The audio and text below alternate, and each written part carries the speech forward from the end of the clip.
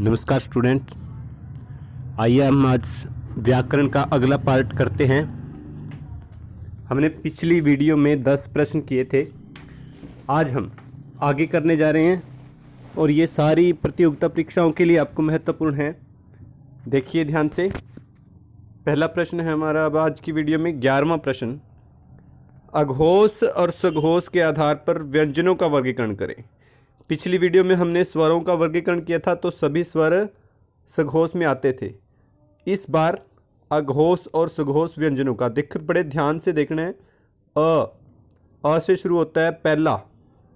पहला है वर्णमाला का पहला व्यंजन है, इसलिए पहले से शुरू करेंगे। पहला और दूसरा वर्ण है जो व्यंजनों का वो अघोष में आता है। क ख च छ त थ, ठीक है, ऐसे ही ट ठ प फ पहला और दूसरा व्यंजन। और इधर हमने याद रखा था कि स इधर है तो स तीनों ऊपर आ जाएंगी अघोष में। श श स, ये था हमारा अघोष। सघोष में देख लीजिए, पहला दूसरा ऊपर आए थे तो तीसरा चौथा और पांचवा वर्ण है जो पांचों वर्गों के इधर आएंगे, ठीक है। ग घ ङ च छ उधर आ गए थे, अगले तीन ज झ ञ ट ठ इधर आ गए थे, ठीक है। आगे ड ढ ण, ये इसी तरह अगले अगले तीन वर्ण जो है इसमें चौथा पांचवा, तीसरा चौथा पांचवा वर्ण इसमें आएंगे। और ध्यान से देखिए, ऊपर तीनों स इसमें आ गई थी अघोष में, उससे आगे जो रह गए, जो भी वर्ण रह गए वो सारे सघोष में आ जाएंगे। य र ल व और ह, ठीक है। मैंने अघोष सघोष वाली वीडियो में इसके बारे में डिटेल से बताया है कैसे इनको याद रखें, तो वीडियो आप वो देख सकते हैं। अगला प्रश्न है प्रश्न नंबर 12। अल्प प्राण महाप्राण के आधार पर वर्णमाला, यानी कि अल्प थोड़ा प्राणवायु जिसमें थोड़ी प्राणवायु लगती है, महाप्राण जिसमें अधिक प्राणवायु लगती है। इसको याद रखने की ट्रिक भी मैंने पिछली वीडियो में बताई है, वो याद रख लेना है। फिर भी देख लीजिए, अ ल प तीन वर्ण हैं और पहले से शुरू होता है।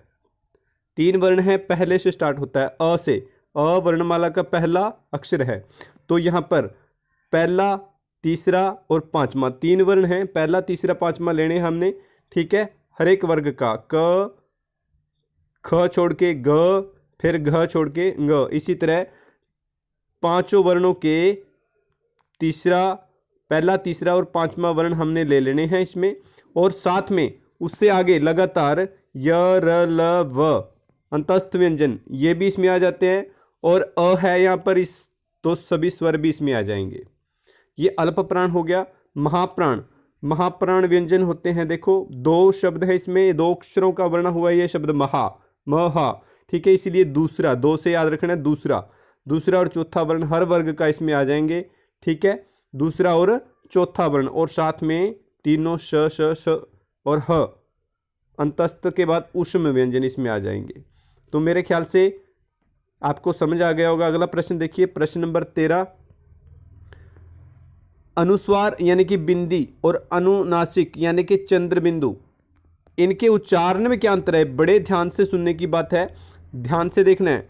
जब बिंदी या अनुस्वार का उच्चारण हो तो नाक से ही आवाज आती है, सिर्फ नाक से आवाज आती है उसका उच्चारण। जैसे अन नाक से ही आएगा, अंदर, मंदिर, संत, हंस, ठीक है। और लेकिन चंद्रबिंदु की आवाज़ में क्या फ़र्क है? इसमें आवाज़ नाक और मुख दोनों से बाहर आएगी, दोनों से। जैसे आ नाक से भी आ रही है, आ और मुंह से भी आ रही है। पाँच, सांप, हाँ, हंस, इसमें यहाँ पर देखिए हंस ऊपर भी है और नीचे भी है, हंस दोनों में है। ह बिंदी के साथ भी है और चंद्र बिंदु के साथ भी है। तो ऊपर वाला जो हंस होता है वो एक पक्षी है, जैसे पक्षी हंस पक्षी होते हैं। और यहाँ पर हंस का मतलब हंसना, खुशी, ठीक है। अगला प्रश्न करते हैं 14वां प्रश्न। एक या शब्द किसे कहते हैं? एक या अधिक वर्णों से मेल से बनी स्वतंत्र सार्थक ध्वनि को शब्द कहते हैं। ये मैंने पिछली वीडियो में बताया है। जैसे एक शब्द से, एक अक्षर से कौन सा शब्द हो सकता है? बहुत सारे बच्चे समझते हैं। जैसे न का मतलब नहीं, हाँ का मतलब हाँ, ऐसे ही घर, परिवार आदि ये सारे एक से अधिक या एक शब्द अक्षर से मिलकर बने हैं। आगे देखिए 15वां, बनावट के आधार पर अब शब्दों के कितने भेद हैं। बनावट कैसे बने हैं। रूढ़, रूढ़ शब्द होते हैं जो किसी विशेष अर्थ को प्रकट करते हैं और जिनके टुकड़े का कोई अर्थ नहीं होता टुकड़े करने पर। जैसे नीचे देखिए रूढ़ शब्द की उदाहरणें हम दे रहे हैं आपको। क ल कल, ऐसे ही देखो क अलग कर दिया और ल अलग कर दिया तो इसके दोनों टुकड़ों का कोई अर्थ नहीं है, निरर्थक हैं ये दोनों टुकड़े। यहाँ पर रूढ़ शब्द होता है और विशेष अर्थ प्रकट करते हैं ये, ठीक है। कल, आने वाला कल या फिर गया हुआ कल, बीता हुआ कल। यौगिक, योग, योग से ही पता लगता है कि जोड़, मेल, ठीक है। तो दो जो एक से अधिक शब्दों के मेल से बने होते हैं उन्हें यौगिक कहते हैं। ज्यादातर इसमें दो शब्दों के मेल से ही बनते हैं, जैसे हिम और आल्य, हिमालय, ठीक है। राज और पुरुष, राज पुरुष। इसमें है जो यौगिक की पहचान करने के लिए इसके टुकड़े करने के बाद जो दो शब्द अलग अलग होते हैं दोनों ही सार्थक होते हैं, ये इसकी पहचान है, ठीक है। आगे देखिए योग रूढ़, योग रूढ़ शब्द किसे कहते हैं। योग रूढ़, योग मतलब मेल, रूढ़ मतलब कि विशेष अर्थ प्रकट करने वाले, तो इसमें दोनों शब्द शामिल हो जाते हैं ऊपर वाले। इसका मतलब ये दो या अधिक शब्दों के मेल से तो बने ही हैं, साथ में किसी सामान्य अर्थ को प्रकट न करके ये किसी विशेष अर्थ को प्रकट करते हैं, उसके लिए ही रूढ़ हो जाते हैं, पक्के हो जाते हैं, ठीक है। रूढ़ का मतलब पक्का हो जाना। जैसे जैसे जैसे देखो दशानन एक शब्द है, दश प्लस आनन दो शब्दों के मेल से बना है, इसलिए रूढ़ भी है, सॉरी यौगिक भी है। लेकिन इसका यहाँ पर अर्थ क्या है। 10 आनन, 10 का मतलब 10, आनन का मतलब मुख या सिर, तो यहाँ पर 10 सिरों वाला इसका अर्थ नहीं निकलता, बल्कि यह अर्थ एक शब्द रावण, रावण के लिए रूढ़ हो चुका है।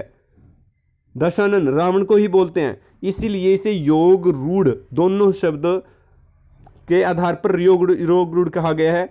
योग मतलब कि मेल से बना हुआ और रूढ़ का मतलब किसी विशेष अर्थ को प्रकट करने वाला। तो समझ आ गया होगा। पिछली वीडियो में मैंने शब्दों के भेद वाली जो वीडियो है उसमें अच्छी तरह से इसके बारे में पूरा क्लियर किया है, उसमें आप देख सकते हो। 16वां प्रश्न है अर्थ के आधार पर शब्दों के भेद। अर्थ यहीं से सब तो स्पष्ट होता है, सार्थक अर्थ के साथ, स का मतलब साथ, अर्थ के साथ। जिन शब्दों का कोई अर्थ जरूर हो उन्हें सार्थक शब्द कहते हैं, उन्हें सार्थक शब्द कहते हैं। इनकी उदाहरणें देख लीजिए। राम, रोटी, पानी, होटल, इनके हर एक के शब्दों के अर्थ बनते हैं। राम किसी व्यक्ति का नाम है, रोटी वस्तु, पानी ऐसे ही पीने वाली वस्तु है, होटल ये भी एक स्थान का नाम है। निरर्थक शब्द, निर बिना अर्थ के, बिना अर्थ के निरर्थक, जिसका कोई भी अर्थ ना निकले, ठीक है।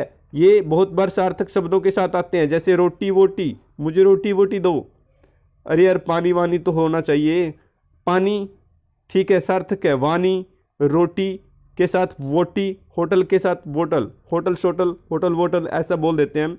यहाँ पर इन शब्दों का कोई अर्थ नहीं है, ये निरर्थक शब्द हैं जो इसके साथ आए हैं, ठीक है ना। अगला प्रश्न है प्रश्न नंबर 17, उत्पत्ति के आधार पर।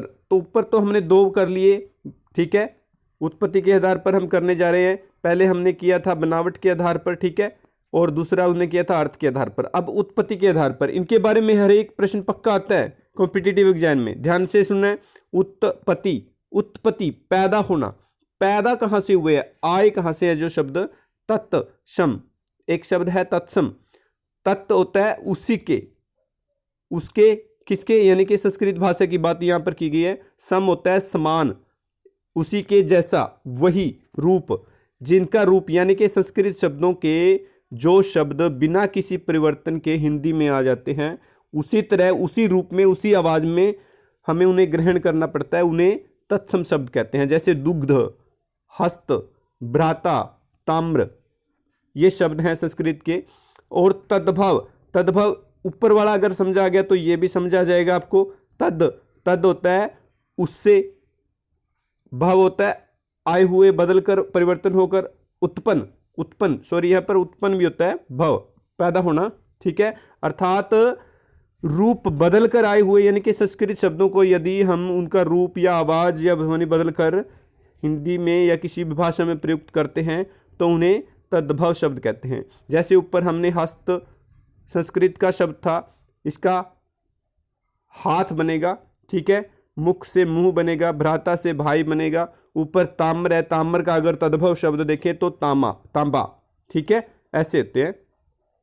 तो ये अगला देखिए 2 भेद हो गए। तीसरा भेद इनका देखिए, तत्सम तद्भव हो गए उत्पत्ति के आधार पर, और भी हैं देशज, विदेशज, और ठीक है, इनको ध्यान से देखना है। देशज, देशज देश से ही समझ आता है, जो शब्द आम बोलचाल की भाषा से स्वतः ही पैदा हो जाते हैं, अपने आप निर्मित हो जाते हैं, यानी कि जो हम क्षेत्रीय बोलियां बोलते हैं आपस में, उनसे पैदा हुए शब्द देशज शब्द कहलाते हैं। ये अपने देश के होते हैं, देसी भाषाओं से पैदा हुए, समझा कि देसी भाषाओं से देश के अंदर ही पैदा हुए, जैसे कटोरा, जूता, डोंगा, थैली, खिंडका, खिचड़ी, पगड़ी, तागड़ी, ठीक है, ऐसे शब्द जो हमारी देशज यानी कि आम बोलचाल की भाषा से निर्मित हुए हैं, बने हैं, पैदा हुए हैं, उनके। दूसरा है विदेशी या विदेशी शब्द, जो विदेशी भाषाओं से पैदा हुए हैं, जैसे कि अंग्रेजी से, फारसी, अरबी, तुर्की, पुर्तगाली आदि भाषाओं से। ये मुख्यतः मैंने बताई है, और भी ऐसी भाषाएं आ जाती हैं। यहाँ पर कुछ उदाहरणें मैंने आपको दी हैं, अंग्रेजी से पैदा हुए, जैसे हम मशीन, स्कूल, ट्रेन, पेन इत्यादि ऐसे शब्द है। फारसी भाषा से भी आए हैं, आदमी, चश्मा, समोसा इत्यादि। अरबी से ऐसे ही औरत, कानून, कुर्सी, गरीब इत्यादि। ये शब्द हमारी हिंदी भाषा ने अपना लिए हैं, इसलिए इनको विदेशज शब्द बोला जाता है, विदेशी भाषा से पैदा हुए, आए हुए। 18वां प्रश्न है, विकारी शब्द किसे कहते हैं? विकार, विकार से ही समझ आता है कि परिवर्तन, बदलाव, यानी कि जिन शब्दों में लिंग, वचन आदि के आधार पर विकार आ जाता है, परिवर्तन किया जा सकता है, उन्हें विकारी शब्द कहते हैं। जैसे लड़की एक शब्द है, तो इसका अगर हम वचन बदलेंगे तो लड़कियों, इसका रूप बदल गया है, परिवर्तन हो गया है। अगर इसका लिंग बदलेंगे लड़का, ठीक है, तो ये विकारी शब्द होते हैं। ऐसे विकारी शब्दों के 4 भेद होते हैं, संज्ञा, सर्वनाम, विशेषण और क्रिया। तो ध्यान से समझना इनको, ये विकारी शब्द हैं, इनमें परिवर्तन आ जाता है लिंग, वचन आदि के आधार पर। अविकारी शब्द कौन से होते हैं, आगे इनके बारे में मैं डिटेल से अगली वीडियो में आगे बताता जाऊंगा। संज्ञा, सर्वनाम, विशेषण वैसे मैंने बताया हुआ भी है, ठीक है, पीछे वीडियो में वो देख सकते हैं आप। अविकारी, जिसमें लिंग, वचन आदि के आधार पर कोई विकार उत्पन्न ना हो, यानी कि जिनका रूप ना बदले, लिंग, वचन आदि कुछ भी बदलता रहे। जैसे और, इसमें अगर राम और श्याम है, लड़का और लड़की है, और का रूप ऐसे ही रहेगा, लड़की और लड़कियां, ठीक है, ऐसे ही ताकि मैं आऊं ताकि यह काम कर सकूं, हम आए ताकि ये काम, ताकि का रूप नहीं बदलेगा। ये अविकारी या अव्यय भी इनको कहते हैं, ध्यान रखना। आप बहुत सारे प्रश्न आ जाते हैं अव्यय, इसमें अव्यय छांटें तो अव्यय भी इनको कहते हैं। अब अगला है प्रश्न नंबर 21, अविकारी शब्दों के प्रकार। पहले हमने विकारी किया था, पहले 4 जो शब्द हैं, संज्ञा, सर्वनाम, विशेषण और क्रिया, ये विकारी में आ जाते हैं, ठीक है, संज्ञा, सर्वनाम, विशेषण और क्रिया। अगले जो 4 हैं वो अविकारी में आ जाते हैं। क्रिया विशेषण, सॉरी यहाँ पर मिस्टेक है थोड़ी, क्रिया विशेषण, संबंध बोधक, समुच्चय बोधक, विस्मयादि बोधक और निपात। निपात के बारे में मैं आपको खोल के बताऊंगा, ठीक है, जब इनकी व्याख्या करेंगे, ध्यान से सुनना है बिल्कुल। आगे देखिए, चलो आज वीडियो ना ज़्यादा लंबा हो, इसलिए आज के लिए इतना ही काफ़ी है। आगे हम अगली आने वाली वीडियो में और अच्छे से समझाएंगे आपको प्रश्न नंबर 21 के बाद जो भी हैं। तो मुझे उम्मीद है आपको इससे बहुत हेल्प होगी, बहुत सहायता मिलेगी, और आपके कॉम्पिटिटिव एग्जाम जो भर्ती है, परीक्षा हो रही हैं मास्टर की, अध्यापक की, उनके लिए बहुत फ़ायदा होगा। ये CTET में भी आपके लिए उपयोगी होगा, ठीक है, UGC नेट में भी आपके लिए उपयोगी होगा। धन्यवाद बच्चों।